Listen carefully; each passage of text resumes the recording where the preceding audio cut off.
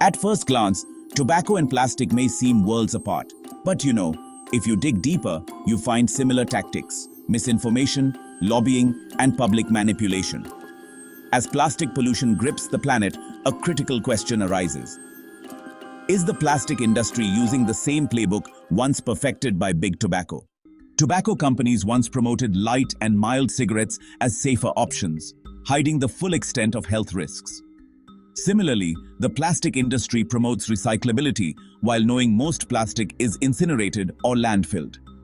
Both industries shift the blame onto consumers, shielding themselves from systemic accountability. The concept of greenwashing has allowed corporations to sell a false promise of sustainability. Misleading labels like biodegradable often lack enforcement standards. Studies show many such plastics require industrial processing, rarely available in low-income nations. It creates a comfort illusion, not a real solution. At the third Intergovernmental Negotiation Committee session, or INC3, the number of fossil fuel and chemicals lobbyists surged by 36% over the previous round. According to the Center for International Environmental Law, these entities aim to weaken global agreements by delaying caps on plastic production.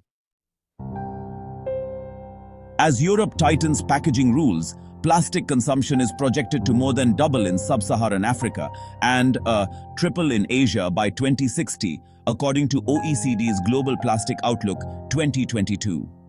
This shift, honestly, exploits weaker regulations in the Global South, basically using these regions as the dumping ground for unrecyclable plastics. India recycles nearly 70% of its plastic waste, but mostly through an informal sector of rag pickers and grassroots sorters.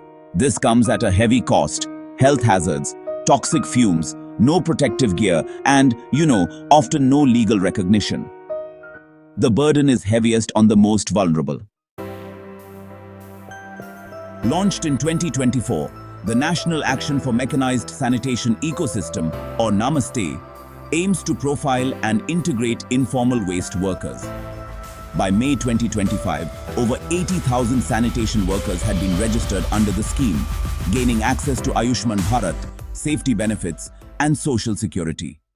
India's plastic waste management rules, notified in 2016 and amended in 2022, mandate extended producer responsibility, or EPR, for brands and importers.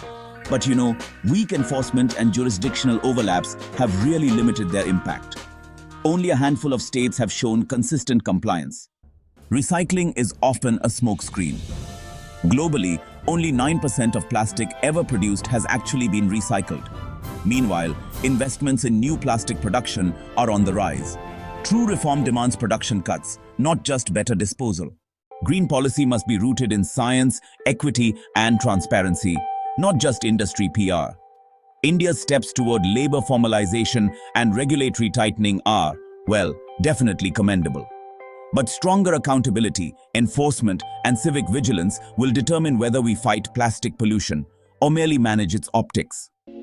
This video is based on verified reports and expert analysis including OECD Global Plastic Outlook 2022, MoEF&CC directives, and research from the Center for International Environmental Law.